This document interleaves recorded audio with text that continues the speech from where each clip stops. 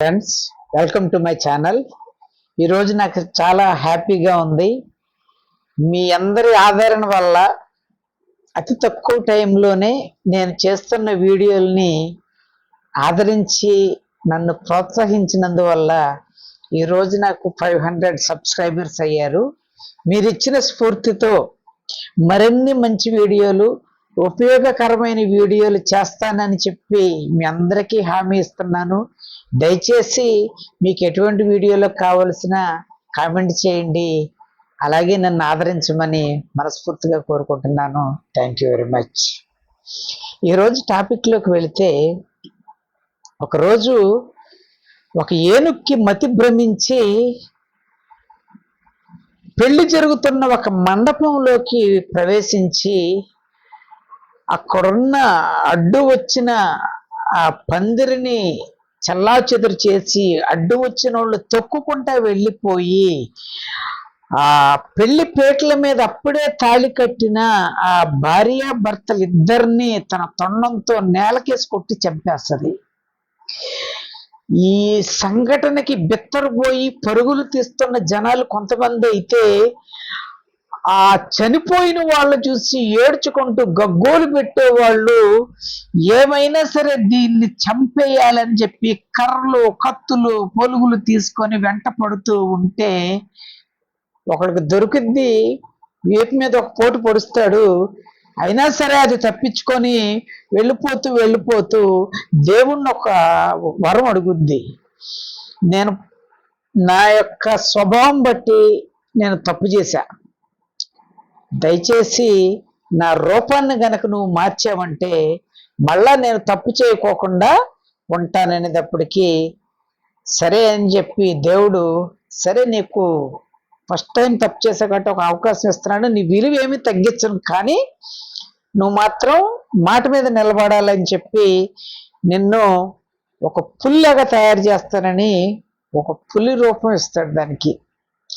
సరే అని చెప్పి మళ్ళీ అడవిలోకి వెళ్ళిన తర్వాత అన్ని పుళ్ళు రోజుకి కొత్త కొత్త జంతువులు వేటాడి తింటూ ఉండేటప్పటికీ ఇది చూస్తుంది కానీ, అమ్మో నేను దేవుడికి మాటిచ్చా, ఏనుగు రూపంలో ఉండి నేను తప్పు చేస్తే నాకు ఈ రూపం ఇచ్చాడు, అందుకోసమని నేను జాగ్రత్తగా ఉండాలి అని అనుకుంటుంది.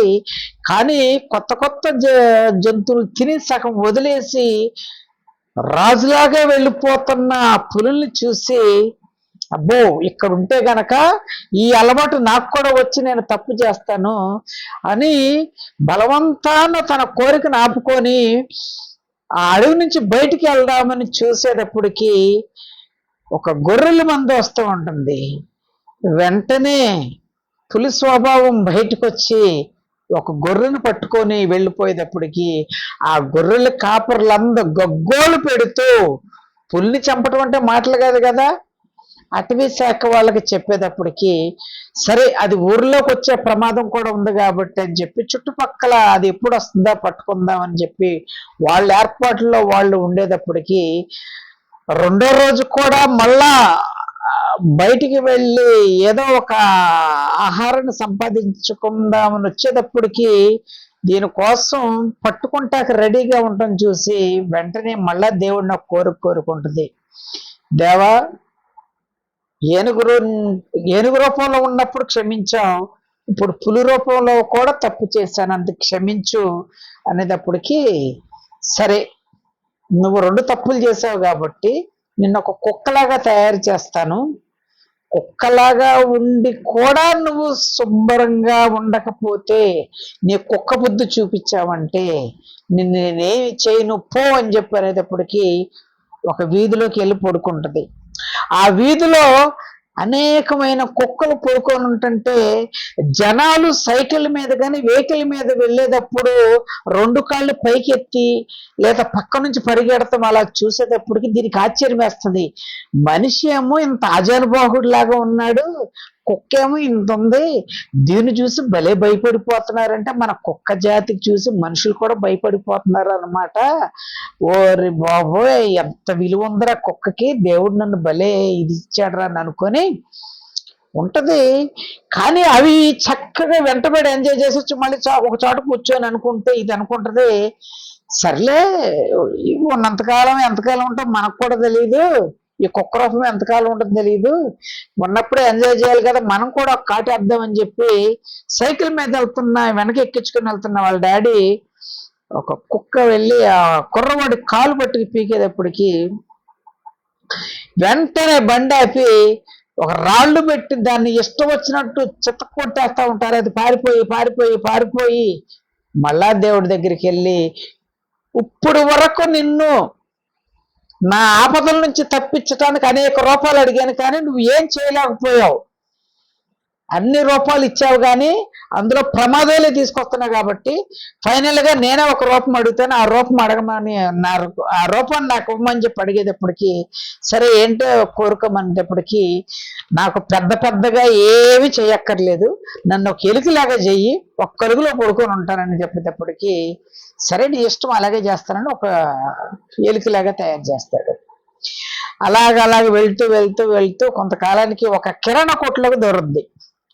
ఆ కిరాణా కొట్టులో దూరేటప్పటికి పగలంతా ఎవరు ఏమి కనపడవు దీనికి. రాత్రి అయినప్పటికీ ఆ వస్తువులో ఉన్న ఒక సంచి పక్కన పడుకున్నప్పటికి ఆ షాప్ అతను షాప్ కట్టేసేసి వెళ్ళిపోయిన తర్వాత చీకటి పడేటప్పటికి అప్పుడు వరకు అక్కడక్కడ దాక్కున్న ఎలుకలన్నీ వచ్చి చక్కగా వాటికి ఇష్టం వచ్చిన సంచిని పొడిచి వాటికి ఇష్టం వచ్చిన రకరకాల ఆహార పదార్థాలని తింటూ ఉండేటప్పటికి ఇది చూసావా, దేవుడికే లేదు తెలివి, నేను కోరుకున్న ఎలుక రూపం ఇచ్చినప్పటికీ హ్యాపీగా ఎక్కడికి వెళ్లకుండా ఇక్కడే కావాల్సినంత భోజనం ఉంది, పగలంతా చక్కగా తినొచ్చు, రాత్రి యజమాని వెళ్ళిపోయిన తర్వాత కూడా చక్కగా మన ఇష్టం వచ్చింది తిని ఒక మూలన పడి ఉంటే మనల్ని అనేవాడు ఎవడో ఉండడు అనుకుంటాడు. సరే తెల్లారి పొద్దున్నే షాప్ అతను చూసేటప్పటికి ఎలుకలన్నీ పొడి చేసిన ఆ సంచుల నుంచి కారిపోయిన వస్తువులను చూసి, అయ్యో ఈ ఎలుకలంతా నాశనం చేసేసి నా ఇవన్నీ పాడు చేసినాయి అని చెప్పేటప్పటికి 2-3 సంచులు లాగేటప్పటికి కొన్ని ఎలుకలు కనపడితే వెంటనే ఒక కర్ర పట్టుకొని ఒక్కొక్క ఎలుకను కొడదాం అనుకునేటప్పటికి ఒక ఎలుక దొరుకుద్ది, దెబ్బకి చచ్చిపోద్ది. వెంటనే దీనికి భయం వేసేస్తుంది, అమ్మో ఇక్కడ నేనున్నానంటే నన్ను కూడా వేసేస్తాడని చెప్పి ఏం చెయ్యాలి, దేవుడిచ్చిన రూపంలోనూ కష్టాలే, నా ఇచ్చిన రూపంలో కూడా కష్టాలే అని అనుకుంటూ వెళుతూ వెళుతూ ఇప్పుడు నేను ఏం చేయాలి, ఏ రూపం కావాలని మనస్సు స్థిమితో లేకుండా వెళ్ళిపోతూ ఒక రోడ్డు దాటేటప్పటికి అప్పుడే మహా స్పీడ్ మీద వెళ్తున్న ఒక బైక్ చక్రం కింద పడిపోయి చచ్చిపోద్ది.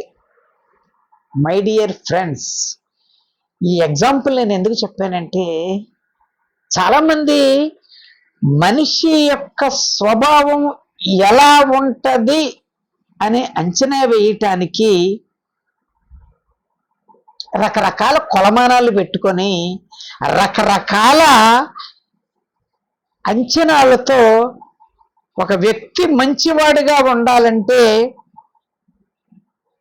నీట్గా డ్రెస్ వేసుకొని మంచి అందంగా ఉండి ఎవరు ఏదన్నా సరే ఏం మాట్లాడకుండా మౌనంగా ఉన్నవాడే మంచివాళ్ళు అని ఒక నిర్ణయించుకొని అవి తప్పని వాటి వల్ల అనేక గుణపాఠాలు నేర్చుకున్నా సరే స్టిల్ ఈ రోజుకి ఒక మనిషిని అంచనా వేయాలంటే వాడి పై రూపమే చూసి అంచనా వేస్తారు. కానీ అందహీనంగా ఉన్నవాళ్ళు, ఐ మీన్ అందం తక్కువగా ఉన్నవాళ్ళు అంటే నాలాంటి వాళ్ళు, ఎగ్జాంపుల్కి నల్లగా ఉన్నవాళ్ళు లేకపోతే సన్నగా ఉన్నవాళ్ళు, అనేక రకాల వాళ్ళని మనం అందహీనులుగా లెక్క కడుతున్నాం. బట్ వాళ్ళ మనస్తత్వం ఎంత మంచిదో అని తెలుసుకున్న అనేక సందర్భాలు ఉన్నాయి. నోటికి తప్పనిపిస్తే తన మొహం మీదే మాట్లాడేవాడని వీడికి చాలా గర్వంరా అని అనుకున్నా వాళ్ళ మనసు ఎంత మంచిదో అని తెలుసుకున్న సందర్భాలు కూడా అనేకమైనవి ఉన్నాయి. బట్ మనిషి మాత్రం ఎప్పుడు మోసపోయే వాటిని చూసే అంచనాలకు దిగి దెబ్బలు తింటాక అలవాటు పడిపోతాడు. ఎందుకనంటే ఆ ఎలుక చనిపోయే ముందు దేవుణ్ణి ఒకటి అడుగుద్ది, ఇన్ని రూపాయలు ఇచ్చావు, మరి నువ్వు నా మనస్తత్వాన్ని మార్చలేకపోయేవేంటి అని అడుగుద్ది చచ్చిపోయే ముందు. దానికి దేవుడు ఒక సమాధానం చెప్తాడు, జంతువులు మీకు నోరు లేదు, ఆలోచించే శక్తి లేదు, మీ మనస్తత్వాన్నే నేను మార్చలేకపోయాను, కానీ నేను ఎంతో ఇష్టపడి వీడు దేవుడితో సమానవురా అని అనిపించుకోవాలని ప్రతి మనిషిని నాలాగా ఉండాలని అంతే ప్రేమతో, అంతే అందంతో, అంతే తెలివితేటలతో సృష్టించిన నేనే మనిషి యొక్క స్వభావాన్ని మార్చలేకపోయాను. ఆఫ్టర్ ఆల్ పాపం నోరు లేని మీరంతా మీ కర్మ మీరు ఈ రోజు అనుభవిస్తున్నారు, వాళ్ళు కర్మ అనుభవించే రోజు వాళ్ళకు కూడా తప్పనిసరిగా ఉంటుందని చెప్తాడు. నిజమే మై డియర్ ఫ్రెండ్స్.